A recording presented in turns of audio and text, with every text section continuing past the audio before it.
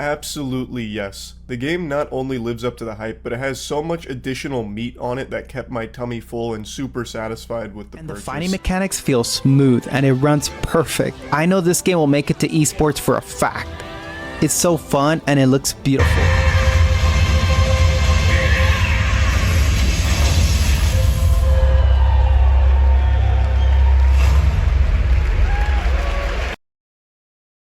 I'm not here being a doomsayer. I'm not here being a Sparking Zero hater. I do think there's a lot of adjustments that need to be made, but I don't think this is a dead game. I'm not going that far, but I will say that there has been a pretty significant amount of people who were playing and have already dropped it. Huh? This game's only been out for a month? Surely not that much could have changed in that time frame, right? This game's gonna at least make it as a nominee for Game of the Year, right? Dragon Ball Sparking Zero, only a month into its game's life cycle, has already dropped 90% of its game's player base. So, what's happening? Has Sparking Zero ended before it even had a chance to begin? Well, to understand that, let's first get into what I like to call the ordinance of things. These are the stages everyone goes through in the life cycle of a fighting game. Stage 1. The flashy and cool stuff. You just got a new fighting game. You've been pretty hyped following the release, and it's finally out. You boot up the game and play it for a good bit. The mechanics all feel fresh. The animations and gameplay have you stunned. Hey, Ollie.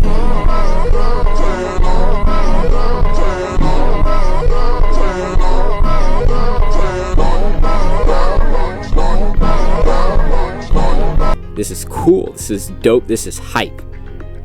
You're pleased. You're excited. And the only thing you want to do is play it more and learn the game as you go.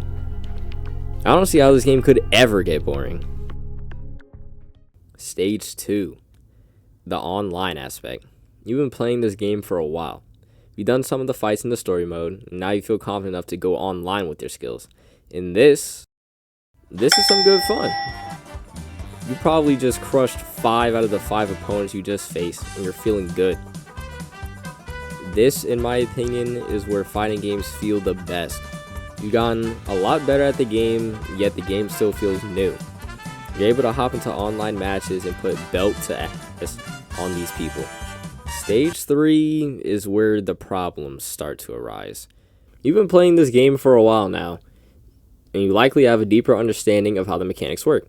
And with that understanding, complaints about how certain things work in the game begin to ensue. In most fighting games, certain mechanics get abused to give the user a higher chance of winning. This isn't exactly the biggest problem, but in Sparking Zero, these issues almost condemn the game. Getting countered with your opponent inside of your attack for literally no cost, along with this... I'm not fighting. They we're trying to get 6 skill points? Like... I don't know. I don't know what's going on. What's the... Oh yeah, we're swapping out. More sick... What? We're doing it again. Dodging strategy? There's no way the developers actually meant for this thing to be used this way. In 90% of fighting games, breaking out of someone's combo comes at some sort of cost, whether it be a meter or some kind of bar that drains because of it. But in Sparking Zero, the cost of doing this is virtually 0. This is where the negative experiences start to roll in, but it isn't a fighting game deal breaker. This is where we enter stage 4, the repetitive aspect. You play online battles in a game consisting of over 100 characters, yet you only see the same 4 to 5 being used by everyone. And it's not a coincidence that these characters are the most annoying or overpowered playable characters in the game. For Sparking Zero, this is almost an assured death sentence for the game's player base. Sparking Zero isn't one of these games where you can go play alternative fighting modes to pick from for the player. It's strictly a 1 versus 1 live service fighting game. What that means is, as far as alternatives go, they'll only ever revolve around playing against one single other player. Something like this can cause the user to feel trapped or basically forced to play the same thing. A lack of variety in fighting games, in my opinion, is never a good thing. There should always be something that I feel like if I'm not having too much fun, or if I'm not having any fun at all doing this certain game mode, then I should be able to pick this other one. I should be able to switch off to something that feels different, plays different, but is still the core game. In Sparking Zero, this isn't the case at all. This game is a 1 versus 1. All the modes in this game revolve strictly around you versus another person. A lack of variety, consistent overusage of characters, and an abusable mode of mechanics used constantly online. All of a sudden, these issues start to pile up and pile up and pile up.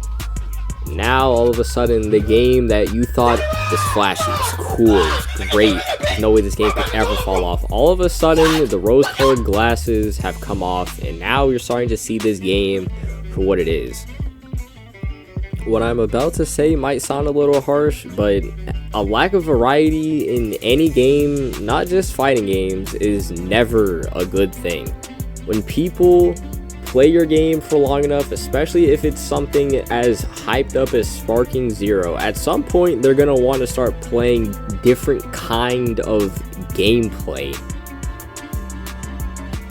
And to this, I blame no one except the developers of Sparking Zero. We knew months before this game's release that this was primarily going to be a 1 versus 1, person versus person kind of game, but we didn't expect the game to dry out this quickly. There isn't really content to consume in the game outside of just base story and bot battles and custom battles, which are cool, but they're still only the same gameplay. It's still just another person versus another person. The lack of variety in Sparking Zero is a fault. It's, if anything, you can even say that this dramatic fall off is something that we should have seen coming. A game with very little variety, no matter how much hype it has going into the game's life, at some point is going to die down, as people are going to start to ask for different kinds of entertainment from the game that they enjoy playing. And the fact that Sparking Zero is, well, We're playing and have already dropped it. expected.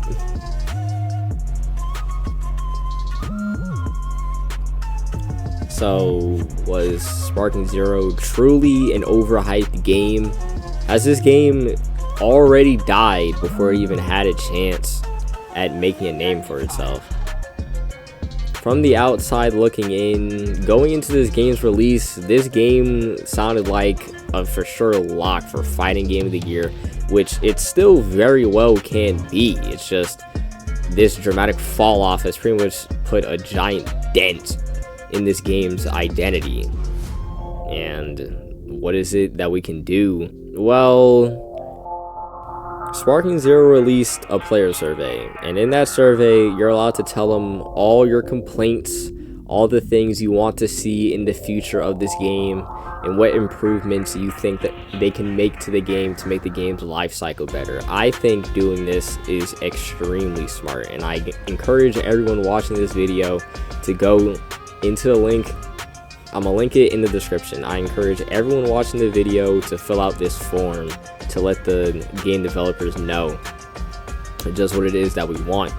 Primarily a mode that, in my opinion, I think what would be extremely great for this game is some sort of co-op mode with other players instead of just always having to fight against one another. Fighter Z does this, Xenoverse does this.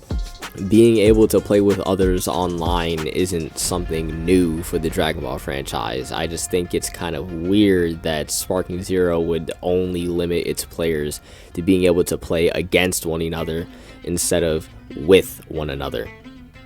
I see it on the internet all the time. Oh, me and bro loading into Sparking Zero. Me and bro when Sparking Zero releases. Me and bro going up against so-and-so online in Sparking Zero. Me and bro getting ready to do whatever, such and such, in Sparking Zero. You know how many families this would feed if they gave us at least a 2 versus 2, or just some sort of co-op mode in Sparking Zero. I think if you were able to spread the variety of the game, which I don't think incorporating an online co-op in a Dragon Ball fighting game in 2024 is exactly something difficult. I just think it's weird that they wouldn't include this at the start of the game, but that's exactly why I encourage everyone watching this video to fill out that form.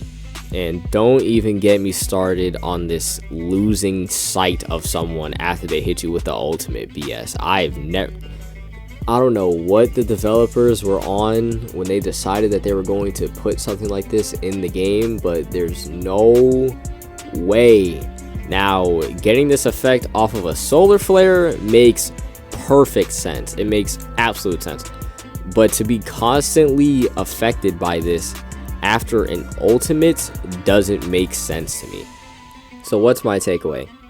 Is this the end of Sparking Zero before it even had a chance? Not exactly. I think the reaction to Sparking Zero's player base dropping 90% only a month into the game's lifespan has definitely gotten a warranted reaction from the community, and I do think that this is primarily a fault of the developers of the game, and this isn't something that should be glossed over. But to try and say that the game is already done, we still haven't seen what it is that Sparking Zero can fully do. If the developers, now of course all assuming the developers actually listen to their player feedback, they go into everything that everyone's been saying, they review the criticisms, and they try to change that was mentioned previously. Of course, assuming all goes well, it should boost up back the game. But for now, was Sparking Zero really overhyped? Were all the reviews and things you probably heard to start the game's life just a lie? Was this outcome something that we should have seen coming? In my opinion, I think so. I think a lot of the issues in the game revolves around the faults of the creators of the game, and a lot of the things that they implemented in the game and some of the features that piss a lot of people off is something that we couldn't have predicted going into the game. But I still think there is ample time to fix a lot of the issues that this game is facing.